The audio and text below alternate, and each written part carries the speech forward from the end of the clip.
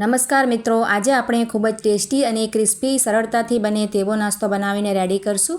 તેના માટે આપણે એક બાઉલમાં અડધો કપ જેટલો રવો લઈ લઈશું અને તેમાં 2 ચમચી જેટલું આપણે ચણાનો લોટ એટલે કે બેસન એડ કરી દઈશું।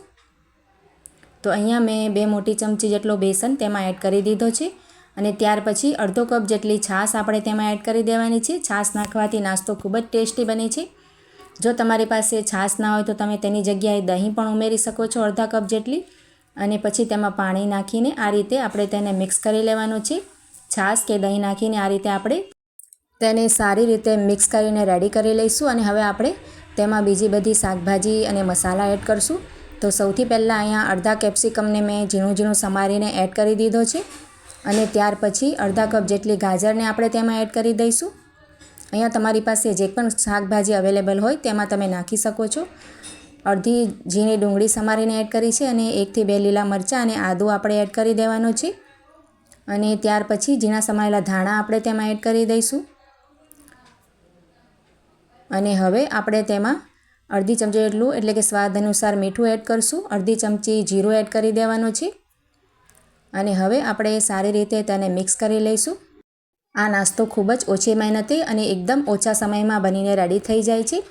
તો અહીંયા આપણે બધી જ વસ્તુને સારી રીતે મિક્સ કરીને રેડી કરી લીધી છે અને હવે આપણે થોડુંક ઘટ લાગે છે ખીરું એટલે આપણે થોડુંક પાણી 2 થી 3 ચમચી ઉમેરી દઈશું અને તેને સરસ રીતે પાણી નાખીને મિક્સ કરી લેવાનું છે। અને હવે આપણું ખીરું એકદમ રેડી છે। આ રીતની કન્સિસ્ટન્સી આપણે રાખીશું અને તેને થોડુંક ઢાંકી દઈશું રેસ્ટ કરવા માટે। તો 1 થી 2 મિનિટ પછી આપણે તેને ચેક કરી લઈશું।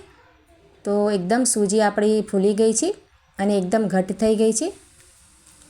તો અહીંયા બેટર આપણો એકદમ રેડી છે અને હવે આપણે નાસ્તાને રેડી કરી લઈશું।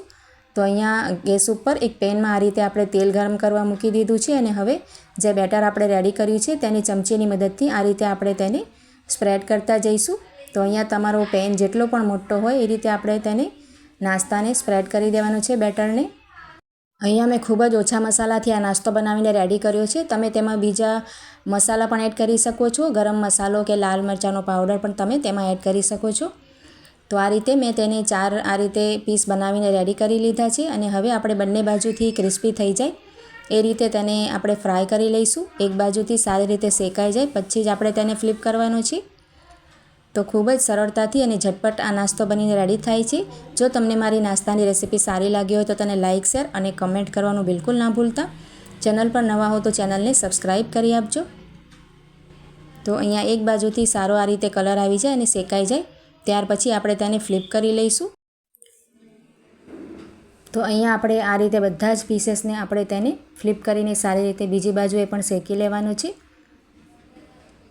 તો મિત્રો તમે આ રેસીપી એકવાર જરૂરથી ટ્રાય કરજો, તમને ચોક્કસ પસંદ આવશે। ખૂબ જ ટેસ્ટી અને ક્રિસ્પી નાસ્તો બનીને રેડી થાય છે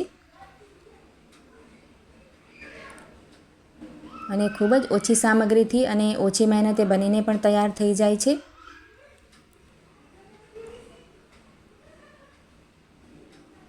તો અહીંયા આપણે બધાય નાસ્તાને આપણે ફ્લિપ કરીને રેડી કરી લીધો છે અને હવે બીજી બાજુએથી પણ આ જ રીતે સારો કલર આવી જાય અને ક્રિસ્પી થઈ જાય એ રીતે તેને પલટ પલટ કરતા રહીશું અને તેને સારી રીતે ક્રિસ્પી થાય ત્યાં સુધી ફ્રાય કરી લેવાનું છે।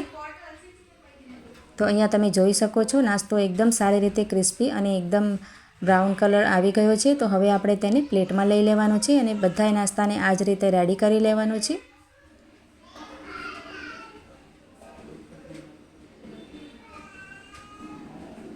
તો મિત્રો કમેન્ટમાં જઈને જરૂરથી કહેજો કે તમને આ નાસ્તાની રેસીપી કેવી લાગી।